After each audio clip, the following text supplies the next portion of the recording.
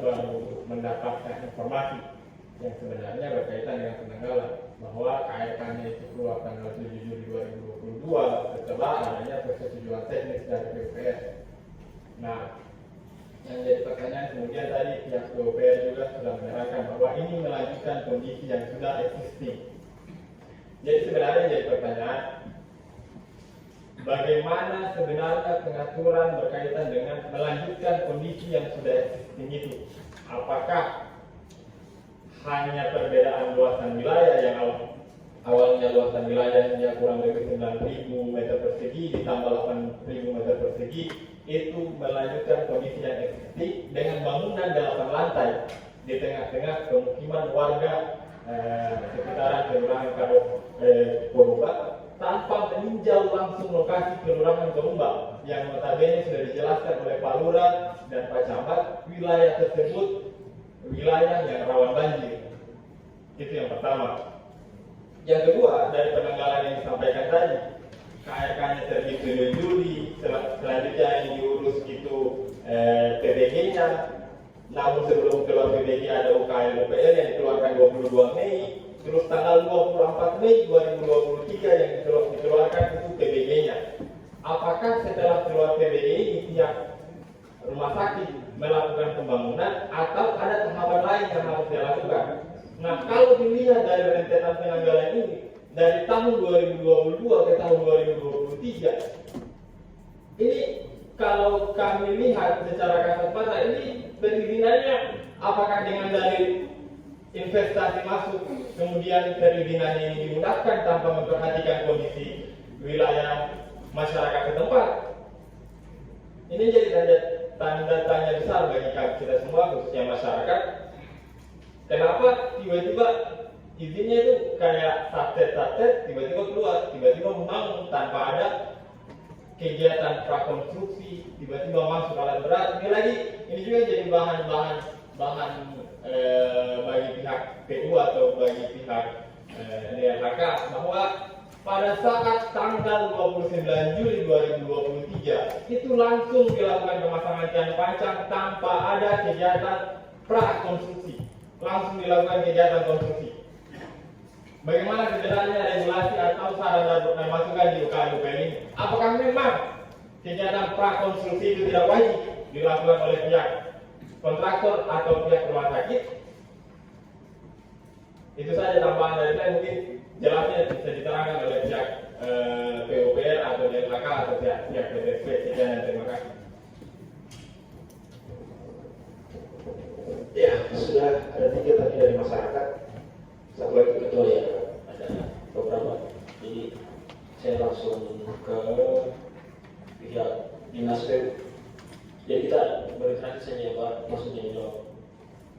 Tadi seperti yang Bapak jelaskan tadi mengenai pemeriksaan dokumen arsitektur, mekanikal dan perpipaan tadi, kan Bapak jelaskan melihat dokumen dari rumah sakit Permata Mula itu bahwa pemasangan fondasinya itu dilakukan dengan metode pemasangan tiang pancang. Nah, Bapak sudah koreksi tadi. Bapak sudah koreksi bahwa di lokasi tersebut untuk pembangunan rumah sakit tidak boleh dilakukan dengan pemasangan tiang pancang. Tetapi dilakukan pakai metode lain. Nah, boleh pakai metode tiang pancang asal itu tidak pakai hanger atau yang Bapak sebutkan tadi itu SPD, betul Pak? Ayo betul. Nah, saya kembali ke awal dulu Pak.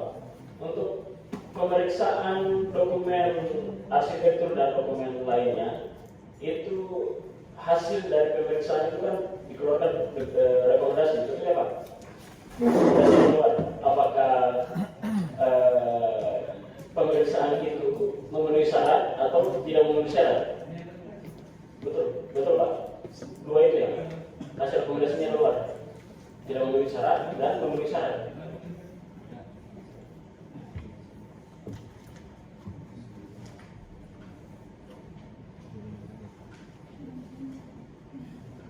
Jadi produk yang keluar itu apa? Iya, hasil pemeriksaannya kan gini, selesaikan dulu, nanti dia tampuk, ditulis kalau dia jawab. Supaya terarah. Nah, jadi pemeriksaan yang dimaksud tadi, pemeriksaan dokumen aspek rumah tangga dan perlipaan tadi berdasarkan Perda Kendari nomor 8 tahun 2021, hasilnya itu adalah keluarnya rekomendasi apakah pemeriksaan itu memenuhi syarat atau tidak memenuhi syarat.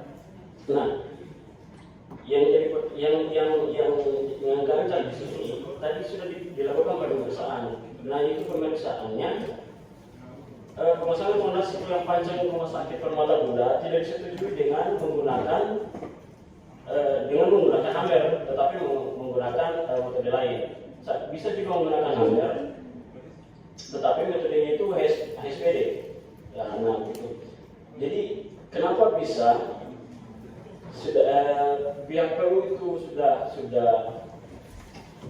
menolak metode pemasangan fondasi yang sudah dikonsultasikan oleh pihak rumah sakit Permata Bunda, kok bisa lagi masih tetap menggunakan metode ini, tidak mengikuti saran dari pihak PU.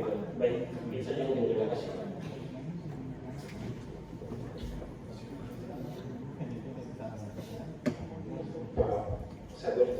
Sedikit terima kasih. Jadi lebih menambahkan ke dari teman-teman terkait ini bahwa tidak keterangan rencana kota itu ada beberapa isi dokumen termasuk misalnya lahan pemanfaatan lahan itu kan ada peta yang akan dibangun di situ, termasuk misalnya kalau dia sudah melebihi dari 4 lantai, berarti itu sudah ada surat-surat yang harus dipersyaratkan hal-hal lain, termasuk misalnya harus ada izin dari wali kota. Itu dipersyaratkan dalam proses penyusunan KNK ini. Ya, seperti itu. Nah, alhasil kita pernah ini, saya pernah alami ini ketika ada salah satu saya coba uruskan untuk pembuatan PPG. Ketika KNK selesai berarti masuk dalam proses pembuatan persetujuan bangunan gedung. Ya, setelah itu ketika masuk mungkin persetujuan bangunan gedung ini kan yang kita harus tulis juga di ketua. Apakah dia PPG dulu lahir baru UKM UPL-nya atau tidak ada sinkronisasi kedua hal tersebut. Tapi kalau saya pikir tadi bahwa persyarat dari UKM UPL itu adalah salah satu mungkin dari PPG-nya, ya kan? Artinya di PPG itu sudah tertuang, tergambar dan tertera terkait misalnya begini, lahan yang mau dibuat apa di situ, termasuk jalan apanya semua petanya pasti ada di situ digambarkan, di PPG itu. Nah, jadi aneh kalau ketika misalnya pada saat penerbitan UKM-nya itu sudah tidak bisa terbaca terkait jalan apa polusi bunyinya berapa desimal, itu kan pasti akan aneh itu. Kalau berarti tidak ada gambar yang terbaca di situ, termasuk getaran. Kalau itu tidak terbaca berarti pada proses persetujuan PPG-nya itu ada yang aneh. Kalau saya lihat betul. Artinya begini, mungkin dari proses itu mudah-mudahan saya tidak salah, tapi setidaknya kalau dari KRK itu kalau sudah 4 lantai ke atas itu memang sudah harus ada izin dari pemerintah setempat, dari wali kota, ada surat izin yang dikeluarkan. Mungkin itu juga dari saya. Oke, opini? Silakan. Dikonfirmasi semua tadi yang tadi sudah bertanya, semua dikonfirmasi. Setelah itu saya nanti kita akan simpulkan. Terima kasih pimpinan sidang. Assalamualaikum warahmatullahi wabarakatuh. Selamat siang. Saya akan menjelaskan izin-izin dasar terkait pembangunan tersebut. Yang pertama yang harus dilengkapi itu adalah KKPR atau KNK. Setelah itu muncul selanjutnya persetujuan lingkungan, apakah dalam bentuk SPPR atau UKM UPL atau AMDAL. Nah setelahnya itu baru PBG. Itu isinya bertahap. KK dulu keluar, kemudian UKM UPL, kemudian PBG.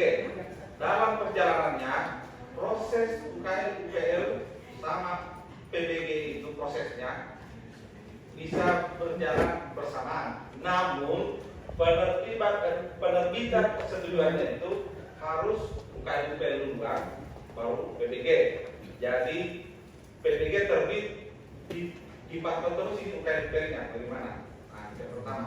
Kemudian terkait Perda RW nomor 1 tahun 2012. 2012. Pasal 71. Berbunyi.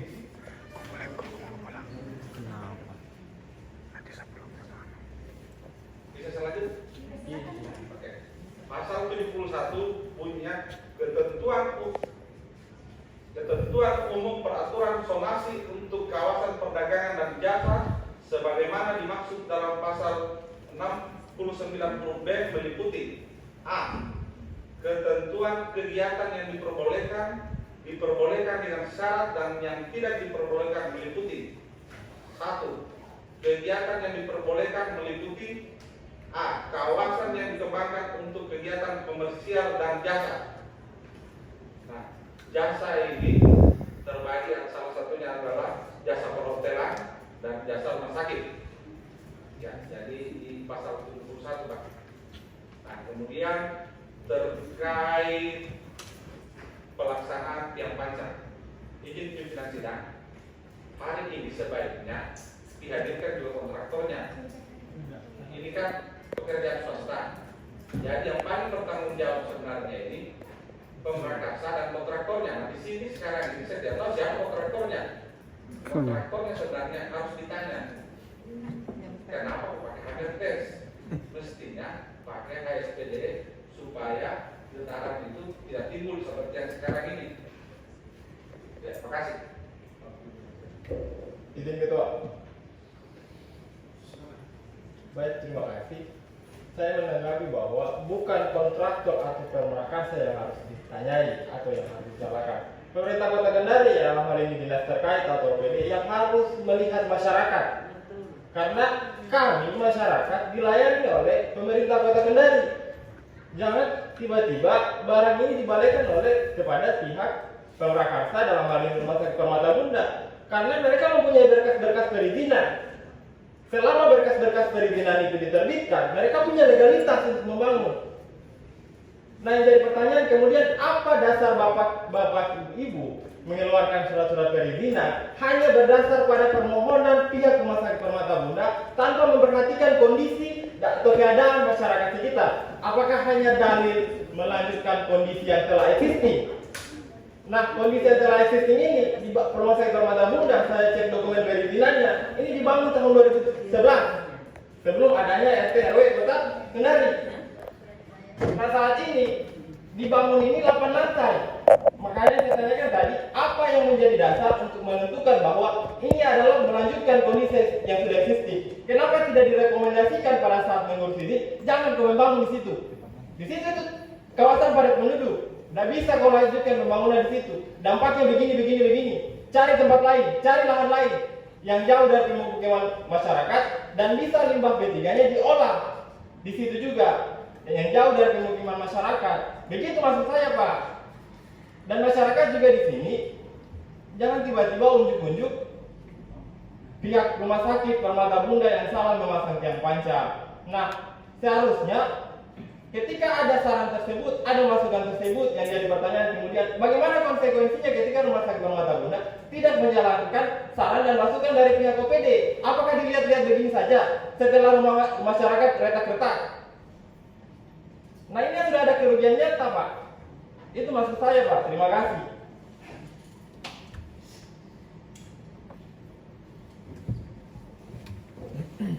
Saya pikir kita sudah bisa tarik kesimpulan ya dari apa yang menjadi hasil aktivitas kita ini, karena sudah sangat padat ini. Kalau saya mau kembali ke OPD, tanya OPD-nya, tadi Pak Sekretaris Dinas PU ini sudah sampaikan, hadirkan konstruksi jembatan secara otomatis, ya tidak sepakat juga adanya pembangunan itu dengan cara yang seperti ini. Oke? Kalau kita mau bicara detail UKM-nya, saya mau kembali ke Delakanya, dia juga sepakat karena dia belum bersosialisasi. Saya sudah bisa tarik kesimpulannya nih. Jadi karena kita RDP ini sudah 2 jam lebih, mau ambil 3 jam, jadi saya lagi buat kesimpulannya untuk menjadi keputusan kita bersama. Dan kita sebagai sekretariat dari yang melekat 1x24 jam tugas pengawasan dari konstitusi, dari PP, dari perundang-undangan, saya pikir kita tidak akan pernah tutup mata untuk melihat kondisi masyarakat yang ada. Komisi 3 selalu konsisten dan komitmen tentang apa yang menjadi aspirasi yang masuk di DPRD PRS. Karena kalau kita mau berdebat terus jauh tentang itu, saya yakin bahwa tidak akan selesai. Jadi Pak Ketua, sebelum kita kesimpulan, saya tambahkan sedikit saja. Jadi supaya, karena seperti apa disampaikan tadi Pak Ketua, kita sudah lama di sini. Tambahan sedikit saja mohon izin menyampaikan, kami dari pemerintah melihat situasi beberapa hari yang lalu dan tiap-tiap masyarakat, maka dan mendengar langsung daripada paparan semua opini yang terkait yang membidangi ini dan dari paparan dari pengembang, maka saya dari pemerintah sebagai kepala kelurahan di Borumbak mohon izin Pak Ketua menyampaikan mengkaji kembali terkait keluarga izin ini karena ada tumpang tindih aturan yang saya lihat. Itu satu Pak. Yang kedua, saya juga harus menyuarakan apa yang dirasakan oleh warga kami. Karena di mana lagi warga kami akan pergi terkait adanya retakan tembok di sana. Itu juga harus diperhatikan. Tadi sudah ada masuk WA dari tokoh masyarakat di sana, tolong Pak Lurah disuarakan ini. Retakan-retakan itu Pak sudah ada. Saya minta kita bisa pikirkan bersama. Karena itu kerugian juga, meskipun belum berimbas sampai menolong korban atau apapun itu, tapi paling tidak sudah ada retakan, sudah ada kerugian di sini. Yang terakhir, sikap kami pemerintah dalam pembangunan rumah sakit Permata Muda, mohon izin Pak Camat menyampaikan, tadi di awal sudah kami sampaikan bahwa kami tidak pernah menutup keran investasi itu, tetapi tolong dijaga sesuai dan berproses sesuai peraturan daerah yang ada, sesuai peraturan pemerintah yang ada atau perundang-undangan, sesuai mekanisme. Sehingga kalau memang sudah sesuai mekanisme, kami tadi sudah jauh menyampaikan tidak ada masalah. Tapi apakah itu sudah tepat tadi, sudah dikaji semua tentang RT RW apapun itu dalam peraturan-peraturan yang ada, saya kira jelas tadi sudah disampaikan oleh dari tim kuasa hukum, dari PU juga sudah menyampaikan. Nah, oleh itu dalam kesempatan ini saya menyampaikan kepada Pak Ketua, izin menyampaikan ini, mohon untuk dikaji kembali supaya ada titik terang kita dulu hari ini, atau mungkin bisa juga kita RDP kembali, misalkan itu karena belum dihadirkannya konsultan konstruksi, yang mana dari tahap mediasi kemarin dari tanggal 1 Agustus saya sudah sampaikan tolong dihadirkan dan supaya dijelaskan secara gamblang, secara terang-terangan tentang arahnya pembangunan ini seperti apa. Mungkin itu saja Pak Ketua. Mohon maaf kepada semua OPD, pengembang dan seluruh warga jika ada kata-kata saya yang kurang berkenan. Tetapi sifatnya ini semua kami berada di tengah-tengah. Kita juga tidak membuka keran investasi, tetapi juga kita tidak membiarkan manakala itu berjalan tidak sesuai dengan proses. Mungkin itu saja. Saya akhiri dalam kesempatan ini, bila itu saya. Wassalamualaikum warahmatullahi wabarakatuh. Wassalamualaikum. Terima kasih Pak Lurah. Yang jelasnya bahwa kami DPRD Kota Kendari sebagai lembaga penyelenggara pemerintah pada tugas pengawasan ingin memberikan kesimpulan dari pertemuan kita ini berdasarkan apa yang menjadi harapan dan keinginan kita semua dari apa yang diinginkan oleh Pak Lurah, tadi sudah disampaikan Pak Camat, apa yang dijelaskan juga oleh PUPR termasuk DLHK. Saya pikir bahwa kita tiba pada apa yang menjadi kesimpulan kami di DPRD Kota Kendari. Yang pertama, pembangunan rumah sakit Permata Bunda dihentikan dan bisa dilanjutkan jika tidak ada dampak di masyarakat. Dan kalau ada satupun masyarakat yang berdampak di sana, DPRD Kota Kendari akan membuka ruang RDP kembali dan akan merekomendasikan apa yang direkomendasi. Ya, itu pertama. Yang kedua, meminta OPD terkait, baik itu PUPR, DLHK, termasuk TTSP, untuk meninjau kembali segala izin pembangunan rumah sakit Permata Bunda dan melaporkan ke DPRD Kota Kendari paling lambat 1 bulan. Jika ini tidak dilakukan, saya paksakan bahwa kalau ini terus dipaksakan, saya akan paksakan ini menjadi satu hal yang menarik untuk DPRD Kota Kendari untuk membuat pansus. Jika ini dipaksakan oleh teman-teman OPD, makanya saya minta dikaji dulu supaya DPR juga punya kajian. Kalau memang ini prematur, kita akan membuat sebuah kesimpulan. Saya akan melaporkan ini ke Ketua DPR dan Wakil Ketua DPR untuk dikaji ada apa sebenarnya, sehingga segala permasalahan yang terjadi di sana bisa terselesaikan. Saya pikir itu dua kesimpulan rapat kita pada siang hari ini. Semoga bisa menjadi rujukan kita untuk sama-sama menggunakan kewenangan dan tugas dan tanggung jawab kita sebagai aparat penyelenggara pemerintah.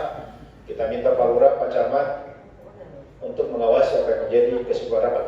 Jika ada satu masyarakat pun yang tetap akan melaporkan ini, jika terus diteruskan pembangunan itu dan berdampak, kami pasti akan buat ini akan menggunakan hak konstitusi DPR untuk membuat rekomendasi pada tingkat yang lebih tinggi lagi pada pansus. Ya, karena saya tidak mau bicara terlalu panjang tentang apa yang menjadi kewenangan-kewenangan kita. Kita sama-sama penyelenggara pemerintah dengan teman-teman dari eksekutif. Ya, kita bermitra sejajar, kita saling memahami pada tugas dan tanggung jawab. Tapi bahwa terkait persoalan Permata Bunda ini kita minta dihentikan dulu. Itu juga menjadi rujukan dari teman-teman Permata Bunda, bisa dilanjutkan Pak. Kita tidak menutup mata, bisa dilanjutkan. Tapi masyarakat yang di dalam sini dan ada lagi masyarakat yang nanti akan keberatan di sini, itu bisa diselesaikan. Kalau itu ada lagi yang mau memberikan masukan ke DPR atau satu surat saja, atau ada lagi dampak, itu tidak bisa dilanjutkan. Karena jujur saja, Bapak punya hati, kita juga punya hati, kita manusia biasa yang punya perasaan. Ya, Pak Ustaz tadi sudah jelaskan dengan hadis-hadisnya, kalau beliau sebagai orang yang berpatokan di kehidupan, di patokan kehidupan tentang persoalan hadis dan tadi Al-Quran. Saya pikir itu yang menjadi kesimpulan rapat kita. Nanti kalau ada lagi yang memang mau disampaikan ke depan, misalnya ada ketidakpuasan, kita bisa buka meja RDP berikutnya, tapi bahwa ini akan kami laporkan di pimpinan untuk menjadi rujukan kita di DPRD langkah apa yang nanti akan kita ambil jika ada yang tidak patuh dengan kesimpulan ini. Saya pikir itu yang menjadi kesimpulan rapat kita. Terima kasih kepada semua masyarakat, teman-teman OPD, kepada Permata Bunda, semoga kekuatan kesehatan selalu menyertai kita semua dalam segala aktivitas. Saya akhiri RDP ini dengan ucapan wabillahi taufiq wal hidayah. Wassalamualaikum warahmatullahi wabarakatuh.